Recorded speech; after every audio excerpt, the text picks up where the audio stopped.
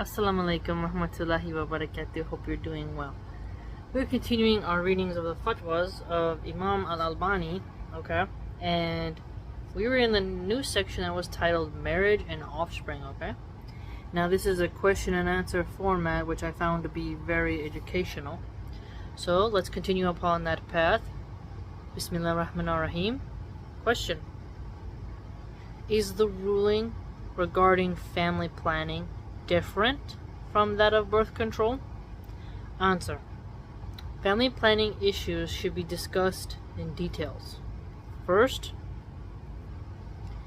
this idea of family planning is one of the trials that has afflicted Islamic countries. It has many types that are all traced back to the reason behind practicing it.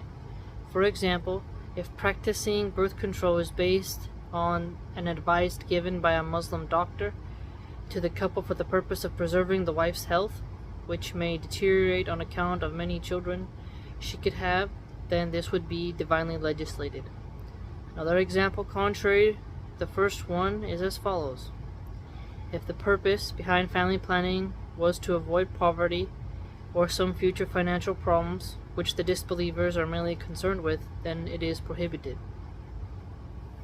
This one I find to be quite interesting because in the Quran it tells us, don't kill your children out of fear of poverty and abortion culture through Planned Parenthood in the United States. They tell women not to have kids until after college. So when you're in your late 20s, racked with debt, and are approaching the point where you won't be able to have as many children and you're less fertile. So feminism has pushed women, and the liberal progressives, they're very anti-family, and at the same time they're starting to say they want a socialist / communist tax system. It's because too many women have to work while pregnant or in poverty, and they want a universal child daycare. So a lot of their morality is really strange because they normalize abortion and promote it, write children's books on it. There was a children's book called What's an Abortion Anyways, and that Libs of TikTok recently did a post where a woman was reading to children on her YouTube channel about what an abortion is. Okay, so Planned Parenthood is pushed on teens a lot, and they always scare moms like you need to have X amount of money before you can have a child.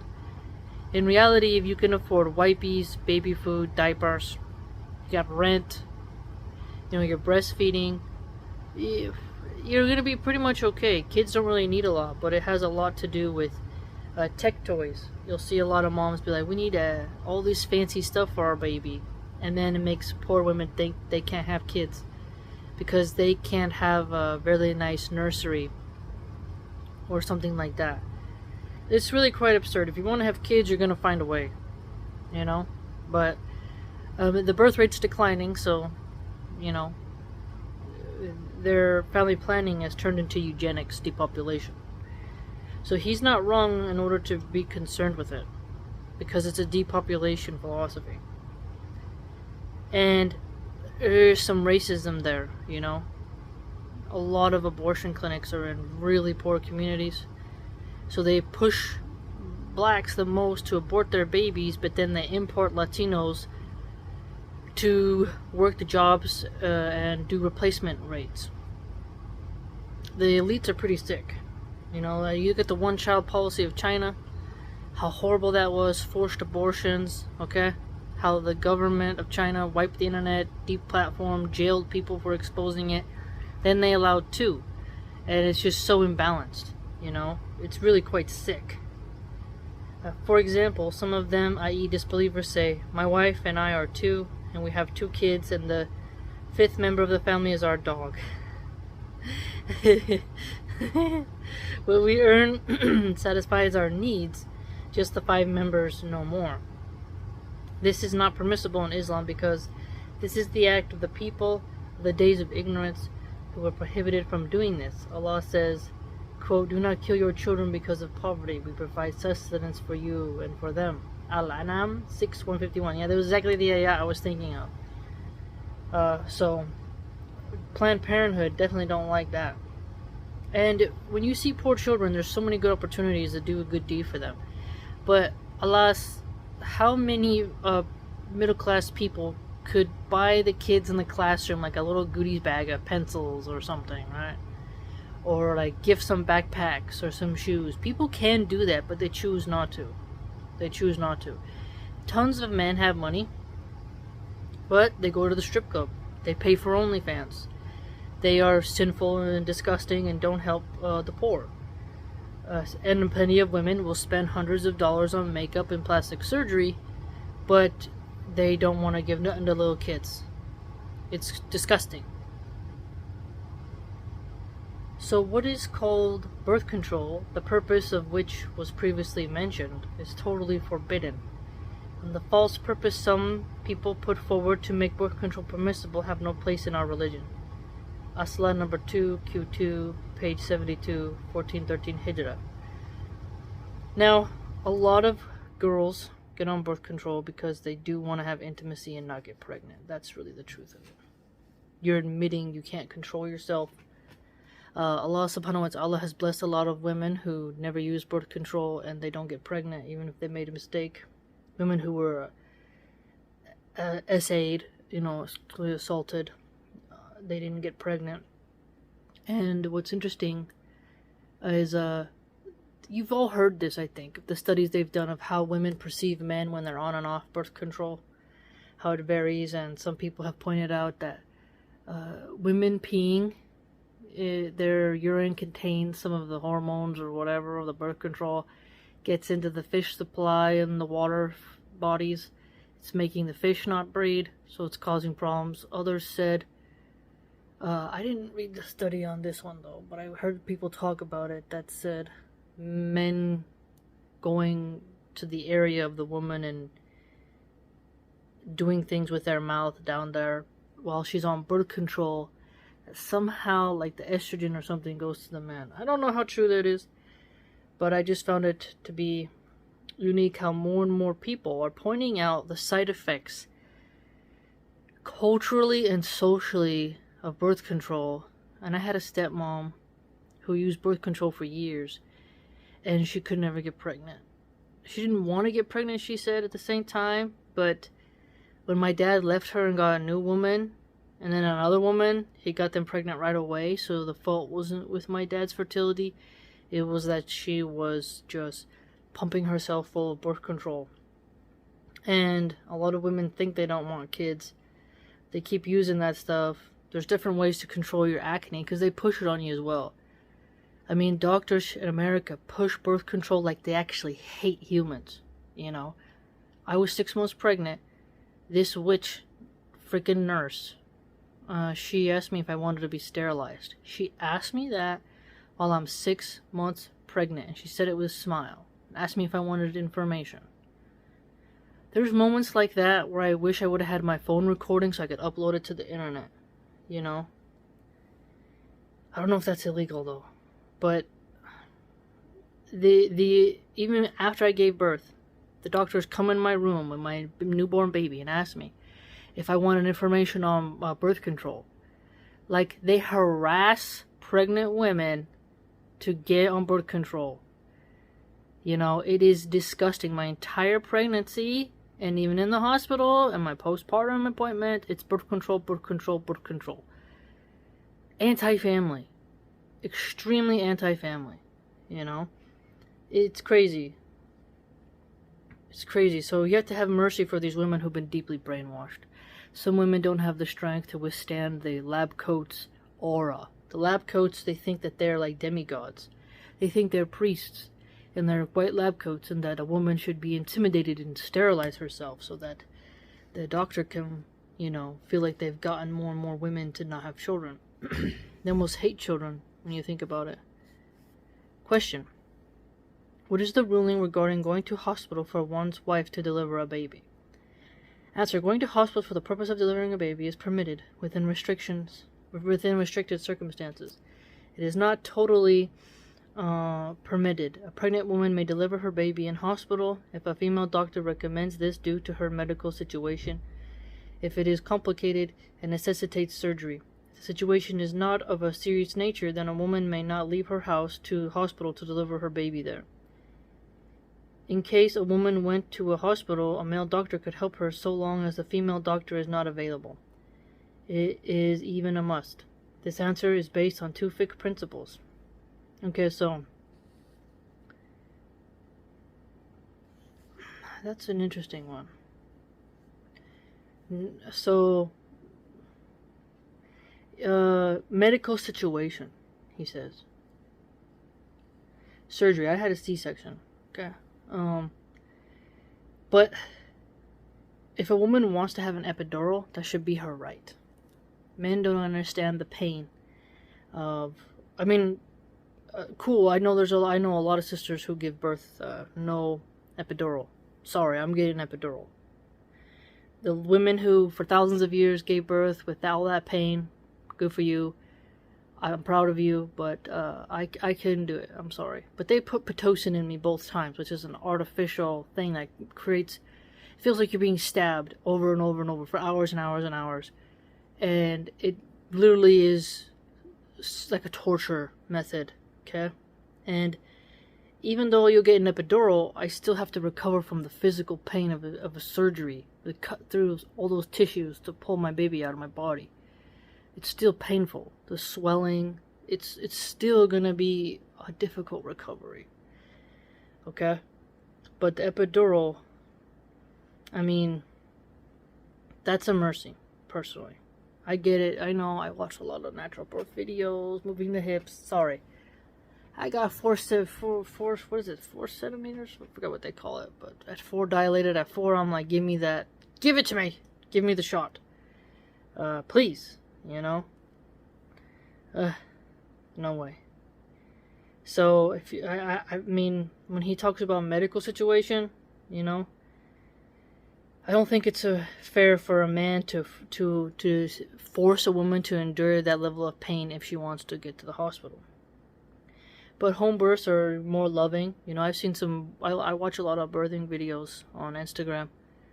In the water, they give birth in the water, and it's very spiritual and absolutely beautiful, and I'm very proud of those women, so I can understand a lot of women give birth at home. Home births are common. They're getting more popularity. I personally want an epidural, so I gotta go to the hospital. In case a woman went to a hospital, so a male doctor can help her if the female doctor is not available, which is interesting because that proves that there needs to be female doctors, right? So, two fiqh principles. The first, dire necessities know no laws. Ooh. The second, dire necessities should be measured according to their need. So, dire necessities. Yeah. Originally, a woman may not leave her house except for a need. So, okay, so a need. Like, if you want to go in nature like I do, that's a need. I need to get.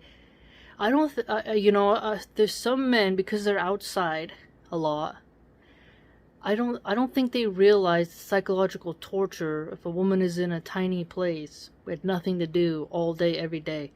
How that can make her mentally ill, depressed, and get all these types of mental health problems and also you're sedentary. You know, you're sedentary. You get fat, arthritis, restless leg syndrome, irritable bowel syndrome. I mean, you get all kinds of medical problems from, massive amounts of cellulite. It's very unhealthy. And you get tired of seeing the same four walls, and that is why, solitary confinement is used in prisons. You really gotta give people hobbies. That's why I make so many videos about how women can keep their minds good, because cabin fever is real. Women will start to mutilate themselves, cut, shave their heads, make up drama, and then they're so desperately bored they just want to gossip to have some type of entertainment and excitement. They'll pick fights with their husbands for no reason or be very angry towards him. You have to breathe. And if you have a farm and an estate, you can stay even more entertained. But it's such a difficult thing. If you're in a dangerous neighborhood, it's able to be inside. But I mean, if you're in a small town, you know, you want to take a walk around the block, push the baby stroller. During postpartum, it's very important for moms to get out of the house and get fresh air. Some women eliminate themselves, and staying in solitude with your mind racing, depressed, bleak. There's so much research on that now. So there's a medical need to exercise and breathe fresh air, see the mountains, hear the ocean, the rivers, you know. There's something. But if you're just walking around loitering, you know, hanging on a street corner, looking at guys in the cars, obviously that's different, right? But there's a huge discussion about that. Otherwise, your wife's going to be chugging pills because you kept her inside. If a bird needs to have some time out of a cage, and a cat that shouldn't exist in a kennel forever, you know, obviously a human being has to have an outlet for their energy. That's why you have PlayStations, computers. Social media becomes a fitna for Muslim women because they're stuck inside bored and they're not really able to do much. And, you know, this causes a lot of divorces as well, you know, because your brain is craving entertainment and excitement and knowledge, to something different to make you feel like you had a satisfied day. And, you know, like the man comes home, he wants to rest. The woman sees him come home, she wants to do something. She's so desperately bored, you know. So sewing, having a fish tank, you know, there's a koi pond, a garden, knitting, crocheting, painting, drawing, something. You gotta figure something out. Originally, a woman may not leave her house except for a need, when Allah the Almighty says, quote, and stay in your houses and do not display yourselves like that of the times of ignorance. Al-Azab 33:33. So displaying yourself, loitering, you know, like hanging out in front of 7-Eleven, you know, I understand that kind of stuff. But, you know, make sure that your need is genuine and good. Was revealed, the Prophet ﷺ said, Allah has permitted you to go out for your needs. Asla number 3, Q4, page 60, 1413 Hijrah. So needs, you know. When I was younger, I had that thing, and when I was going in Philly, I didn't walk around just for any reason, because you could get shot. You could get R-worded. It's just too dangerous. Too dangerous. Thank Allah, don't live in Philly. Philadelphia has really gone down the drain. Super dangerous. But when I did live in Utah with my grandparents, it was such a safe Mormon community. You know, I would just walk. I'm a walker. I like to walk and just stare, and people watch as I'm walking, you know, like, what's going on here? I like to watch videos of people not talking, but just like showing you Japan or showing you something. Like, I really like that kind of stuff. You know, but when I first moved to California, I lived in Richmond, which is the hood, and I walked around there when I first got here. Didn't do that again. Totally dangerous. And men will whistle and holler at you and catcall you and approach you, and there's dogs that you don't know what they're gonna do to you. So much drug dealing, and people sitting in their cars with the windows like this, like, I'm not trying to get, you know, hurt here. You know, you gotta be careful. You gotta be so careful. Like, I would go to the tanning salon in Philadelphia. I'd walk home. My mom wouldn't take me anywhere, so that was another thing. I didn't have a car. I had to ride the L, they call it, which is like the train thing, and I had to take the bus, and I had to walk. So I had to walk to school, walk back from school, go ride the trolley to work, ride it back home, you know, and you're dodging a lot of weirdos. So there are women who loiter and they get in trouble, you know. Also, there's other places that in California, in the Bay Area, when I used to walk to the gym, you know, I want to go after the gym, I have my gym bag, I go to like the beauty spa store, get like a fancy lotion, and sometimes you just want to walk around. But when you're walking around like that, displaying yourself, I was single, you're hoping that you see some attractive guy and he'll approach you, right? So I see what this is saying, you know, like, if you're married, you don't need to be out there. But also, if you're single, how are you gonna meet somebody? Yeah, you know, you don't date in Islam. It's so complicated. It's hard to meet somebody. That's why all these Muslims are like, do we use dating apps? How do we find somebody? Going to the masjid isn't working. You know, if you're a revert, you don't have any Muslim family members. You know, you don't even have a wali. You're not close with the sheikh at the masjid. I mean, it's really messy, so it's hard. So the displaying of yourselves, like the street workers do, can get you into trouble. Like when this makes me think of so much, because I had a leather jacket, like this nice leather jacket. My hair was down. I was gonna rent this room in an apartment, and a guy thought I was a prostitute, and he was whistling at me like, pss, pss, pss, pss. And I was like, what the hell? My first time in that community, and I started getting scared. Like, I'm looking for the apartment building because the way they're designed is very difficult to see the numbers. So I'm going down, and the lady could only meet me, I think it was like later in the afternoon, so the sun's going down. And apparently in that community, the prostitutes hang around the parking garages, you know, like where the apartments park their cars. They're on the bottom, and then the apartments are on top, and then the prostitutes hang around there. And I'm white, and this is a majority Latino neighborhood, so people thought I was a prostitute. And I was like, oh, this is scary, man. But I found the apartment, and I ended up renting and living there. But I would go, when I lived there, just go out from my apartment, get on the way for the bus, go really far to work, and then I had to catch like 2 buses, man, and then go back and forth. But when you were in a nice coastal part of California, like where there's a rich neighborhood, if you're drinking coffee sitting down, it's normal. It's tourists, ferry buses coming in. No one's thinking anything about you. You're in the hood, people thinking something, and it's physically dangerous. So it's so fascinating. You know, when I look at my life and all those ideas, like all those thoughts come in just from that. Yeah, that's what I love about the Quran and Islam. Because your brain can like, okay, let me see what this is saying. Let me try to understand this. Let me process it, right? And then you go through the motions and you're like, wow, you know? So, needs. You know? Needs. And don't make up a need, but there's a need. And you should marry someone who can help you live in a safe community. Safe community. Even if you have to dress very poor, live in a safe community. It's so much better, you know? Why you want to have nice things and live in the hood and have people steal your car, break the windows, carjack you, break home invasions, you know, stray bullets. It's crazy.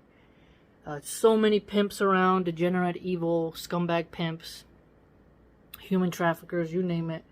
It's a freaky time. So don't display yourselves, because there are tons of violent men. Tons and tons of violent men who will gladly just snatch you by the hair and or just grab your arm and your wrist and pull you along into an alley, and no one will help you. Do not think there's a white knight coming to save you. Okay? Do not think that. And California has legalized loitering for prostitution. Okay? I shared some news stories about that in the past. So, as a Muslim woman, you need to be a revert, right? You're a revert new. You need to be smart, okay? Don't just be out there hanging out, because someone's going to literally think you're a prostitute. Especially a revert who hasn't even donned the hijab yet, right? She's struggling, or, you know, she doesn't know. Careful, man. You gotta be careful. That's how the liberals have made it, you know, to where everyday women, because they've promoted OnlyFans and prostitution, people are going to think you're that when you're not that. And you have no idea that these people are thinking it, but they're thinking it. And some men will think that you're playing with them, you're teasing them. So that's what they'll bother you even more, follow you. You know, you have to be so careful, man. So careful. Really great section. Very great section. Let me know what you think. I'm not a fan of birth control, but I understand how parents get scared and they want to put their teens on it because they're afraid of controlling their teens. You know, it's crazy. But in the end, may Allah guide us, preserve us, and keep your body pure. Appreciate your fertility. Make better choices. Don't sleep around. Get married. You don't owe anybody intimacy before marriage. Remember that, ladies. If he thinks it's a red flag, he's a red pill guy, and he thinks it's a red flag for you to be celibate and wait till marriage, screw him. Don't fall for it. He just wants to use you. Be wise. Be safe. Simple. If you'd like to join my blog, it's www.subscribestar.com/Milahan Archive. Hope to see you there.